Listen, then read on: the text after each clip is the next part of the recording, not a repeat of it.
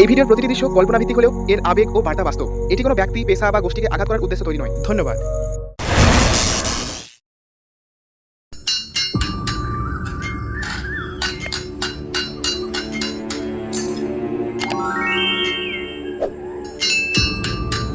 আরে শুরু, আজকে কোথায় যেন কাজ আছে বলতো, একটু খাতাটা দেখে।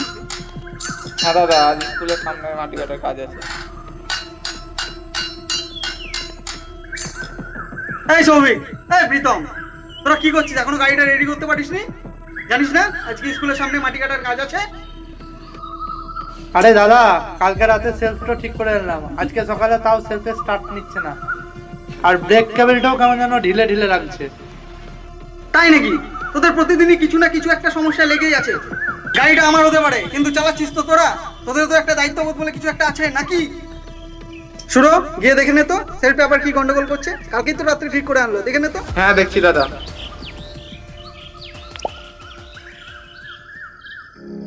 দাদা রাগ করবেন না, গাড়ি এক্ষুনি ঠিক হয়ে যাবে। এ দিদা, সেলফটা দেখতো। আরে দাদা, এতদিন তো আপনার গাড়িটাকে আমরা মায়ের মতো দেখে এসেছি। হ্যাঁ, মায়ের মতো। মায়ের জন্য কেউ এত অলসতা করে? জানিস আজ তিনটে কাজ আছে, গাড়ি না গেলে সব কাজ কটা বাতিল। পার্টি আমার মুখে থুতু ফেলবে, কি জবাব দেবো আমি? তোরা কি জানিস এসবের?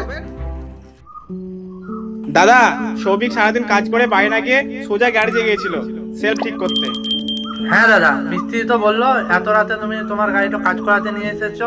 আমি বললাম গাড়িটা আমার নয়, গাড়িটা মালিকের, কিন্তু গাড়িটা অনেকদিন ধরে চালাচ্ছি তো সেই জন্য মায়া পড়ে গেছে। আর মালিকও আমাদেরকে নিজের ভাইয়ের মতোই ভালোবাসে। মায়া পড়ে গেছে ভাইয়ের মতো? কি উল্টো পাল্টা করছিস?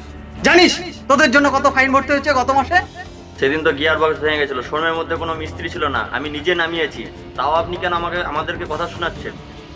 আপনাকে তো আমরা কোনোদিন না বলিনি, আপনি যা বলেছেন আমরা সেটাই করে গেছি। আমাদের যদি শরীর খারাপ বলে একটু আসতে পারবো না বলি, সেটাও আপনার অজুহাত বলে মনে হয়। দাদা, সেলফটা তো ঠিক হয়ে গেছে। ওরা যে বলছিল কালকে রাত্রে সেলফের কাজ হয়েছে, তবুও তোরা কি কি ব্যাপার? এরকম চাপ আমি আর নিতে পারবো না। তোরা কাল সকাল থেকে কাজে আসিস না, দরকার নেই তোদের মতো ড্রাইভারের। আমি নতুন ড্রাইভার দিয়ে কাজ করাবো কাল থেকে। এই শুরু, নতুন ড্রাইভার দেখিস তো কালকে দুটো। ঠিক আছে দাদা। ঠিক আছে দাদা, আমরা চলে যাচ্ছি। আপনি ড্রাইভার পেয়ে যাবেন, কিন্তু আমাদের মতন পাবেন না। আমাদের জ্বর হলে রাত 12টা অব্দি আমরা গাড়ি চালিয়েছি। ঠিক আছে, আপনি ড্রাইভার পাবেন ঠিকই, কিন্তু আমাদের মতো মায়ের মতো ভালোবেসে গাড়ি চালানোর মতো ড্রাইভার পাবেন না। আপনি ড্রাইভার পাবেন, কিন্তু আমাদের মতন পাবেন না। একদিন ঠিকই আমাদের কথা মনে পড়বে, কিন্তু সেদিন আপনি আমাদেরকে পাবেন না। ঠিক আছে দাদা, এই গেটটা থেকে বেরিয়ে যাচ্ছি, আর কোনোদিন ফিরবো না। আপনাকে আমরা দাদার মতো দেখতাম, আর কোনোদিন ডাকলেও আমাদেরকে পাবেন না। দাদা, আপনি যখন বলেছেন গাড়ি চালিয়ে যা, আমরা চালিয়ে গেছি। কখনো এটা ভাবিনি আমাদের বাড়িতে মা, বাবা, ভাই বোন সবাই অপেক্ষা করছে। আপনি যখন যেটা বলেছেন সেটাই আমরা করে গেছি। ঠিক আছে দাদা, আজকে আমরা চলে যাচ্ছি, আর ডাকলে কখন আমরা ফিরে আসবো না। বিশ্বাস করেন, আপনাকে আমরা বড় দাদার মতো দেখে এসেছি এতদিন।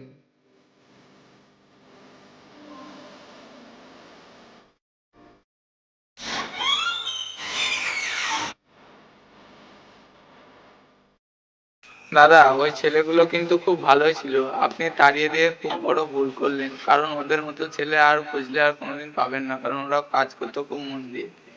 দেখ শুরু, তুই ম্যানেজারের মতো থাক। তোকে দুটো ড্রাইভারের খোঁজ করতে বলেছি, তুই তাই করবি। কে ভালো কে খারাপ তোকে সেটা দেখতে বলা হয়নি, বুঝলি?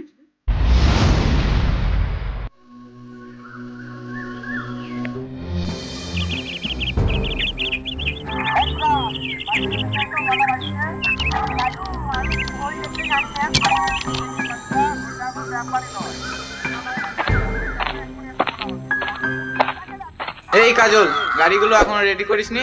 সকাল থেকে স্করপিওর উপর বসে আছি। আরে দাদা, এত সকাল সকাল কোথায় যাব? একটু আরাম না করলে শরীরটা ক্লান্ত হয়ে যায়। আচ্ছা, ট্রাক্টরটা আজ ধোয়ার কথা ছিল, তা এখানে বসে বসে কি করছিস? হেল্পার অপূর্ব আছে তো, ওকে বলুন না। আমার কাজ তো শুধু গাড়ি চালানো। আর আপনাদের গাড়িগুলো তো খুব পুরনো, একটু চললেই মনে হয় ভেঙে পড়ে যাচ্ছে। হ্যাঁ কাজলদা, তুমি ঠিকই বলেছো। দাদা, এত কষ্ট করে কাজ করার মতো সময় নেই আমাদের। আমরা টাকা পাই কাজ করার জন্য, পাগলের মতো ঘাম ঝরানোর জন্য নয়। তোরা তো বলেছিলি ভালো কাজ করব, আর এখন তো গাড়ি চালানো ছাড়া কিছুই করিস না। দাদা, আমি আগেই বলেছিলাম, যতটুকু বলা হয়েছিল ততটুকুই করব, এর থেকে বাইরে আমরা কিছু করব না। আর যে আগের ড্রাইভাররা কাজ করতো তাদের মতো আমরা করতে পারবো না। নির্দিষ্ট সময় মতো কাজ করব, 24 ঘন্টা ভূতের মতো খাটতে পারবো না। আর হ্যাঁ দাদা, মালিককে একটা কথা বলে দেবেন, আমাদের সঙ্গে যেন ওই করে কথা না বলে। আমাদের নাম ধরে ডাকার মতো একটা করে নির্দিষ্ট নাম আছে, আমরা গাড়ি চালাই বলে আমরা চাকর নই।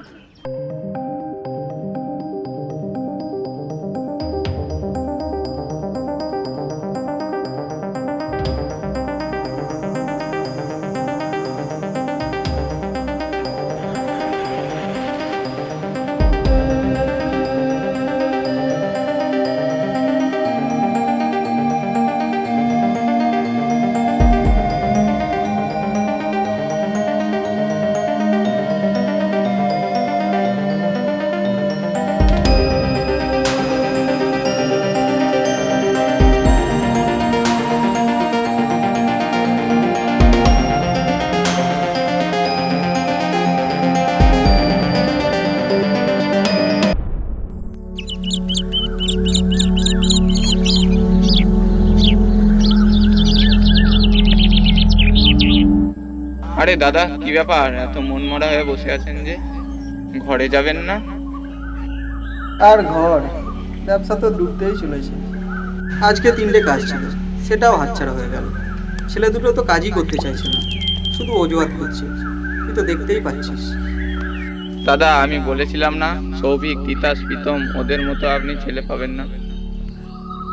হ্যাঁ রে, তুই ঠিকই বলেছিলিস। সেদিন তোর কথার কোনো গুরুত্বই দিইনি। ওরা তোর বা আমার মুখের ওপর কোনোদিন কথাই বলেনি। তুই বা আমি যাই বলেছি তাই করে গেছে ওরা। কত রাগ করেছি, কত গালি দিয়েছি ওদেরকে, তবু ওরা কিছু বলেনি। সব মুখের ওপর সহ্য করে গেছে ওরা। আর এখন তো যাদেরকে কাজে নিয়েছেন তারা তো সারাদিন মোবাইল দেখেই কাটিয়ে দেয়, কাজে মনই দেয় না। আর তাদের জন্য তো ঠিক টাইমে গাড়ি বেরই হয় না, পার্টি চলে যায় রাগ করে। আমি তাদের কদর বুঝতে পারিনি। আমি বলেছিলাম কাল থেকে তোরা কাজে আসবি না। আমি বুঝতে পারিনি রে, ওরা ড্রাইভার ছিল না, ওরা আমার ভাই ছিল। তাহলে দাদা এখন কি করবেন? চুপচাপ বসে থাকবেন না কিছু করবেন? না রে, আর চুপ করে বসে থাকবো না, কিছু তো একটা করতেই হবে। ভুল আমি করেছি, আর সেই ভুল আমাকেই ঠিক করতে হবে। যাদের অপমান করেছি তাদের কাছেই মাথা নত করতে হবে। যদি ওরা ফিরে আসে, আমার ব্যবসা বাঁচবে না রে, আমিও মানুষ হিসাবে বেঁচে যাবো। দাদা, ওরা মনে হয় খুব কষ্ট পেয়েছে, কিন্তু আমার বিশ্বাস আপনার কথায় ওরা না করবে না। কালকেই যাব তাদের কাছে, গিয়ে বলবো আমার ভুল হয়ে গেছে, ক্ষমা করে দিস। আমি বুঝতে পারছি রে, গাড়ির যেমন দাম আছে, কিন্তু গাড়ি যারা চালায় তাদের কোনো দাম নেই।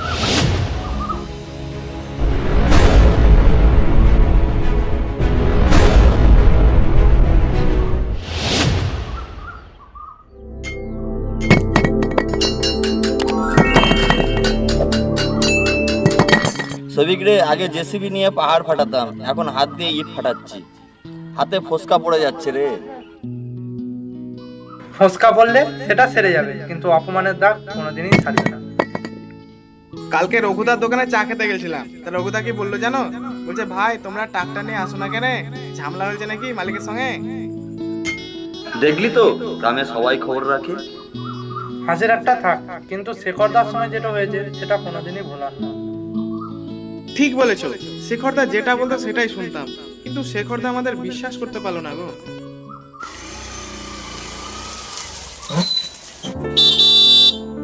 আরে শেখরদা, এই সময় আপনি?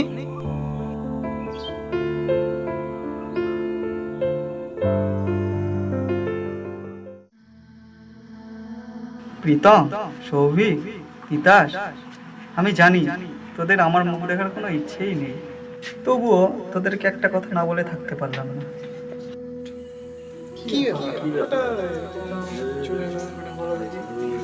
ভুল করেছি, তোদেরকে ছাড়িয়ে দিয়ে আমি অনেক বড় ভুল করেছি। তোরা আমার জন্য 3 রাত খেটেছিস, অথচ তোদের প্রাপ্য সম্মানটুকু আমি দিতে পারিনি। নিজের রাগে, নিজের অহংকারে আমি তোদেরকে হারিয়েছিলাম। তোদের মতো বিশ্বাস তো কাউকে হারানো মানে নিজের প্রাণের কিছু একটা হারানো।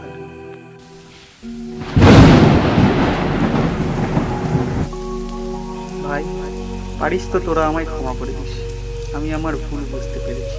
ফিরে আয় ভাই, আমি কথা দিচ্ছি, তোদেরকে কখনো আর আমি অসম্মান করব না। দাদা, আমরা আপনাকে বড় দাদার মতো মানতাম। কষ্ট তো এখানেই, বড় দাদার কাছ থেকে অপমান সহ্য করা যায় না। দাদা, আপনি বলেছিলেন চলে যা, আমরা সেখান থেকে বেরিয়ে চলে এসেছিলাম। আর আপনি যখন নিতে এসেছেন তখন যাব, অবশ্যই যাব।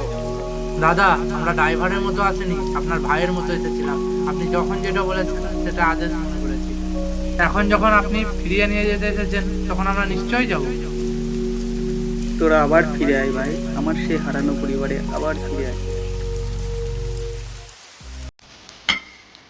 ড্রাইভার তারা শুধু গাড়ি চালায় না, চালায় আমাদের স্বপ্ন। তারা তাদের মালিককে বড় দাদার মতো মানে। কিন্তু অনেক মালিক আছে যারা তাদেরকে মানুষই মনে করে না। রোদ, ঝড়, বৃষ্টি কিছুই তাদের থামাতে পারে না। তবুও তাদের কষ্ট কেউ দেখে না। একটা কথা মনে রাখবে, ড্রাইভাররাই হলো জীবনের আসল চালক। তাদের সম্মান দিতে শিখুন। ভিডিওটি যদি আপনার মনে একটুও দাগ কেটে থাকে তাহলে ভিডিওটি শেয়ার করুন এবং পাশে থাকুন। ততক্ষণে ভালো থাকবেন, সুস্থ থাকবেন। আমরা আবারও ফিরে আসছি এরকম ধরনের আরো একটি সামাজিক গল্প নিয়ে। ধন্যবাদ।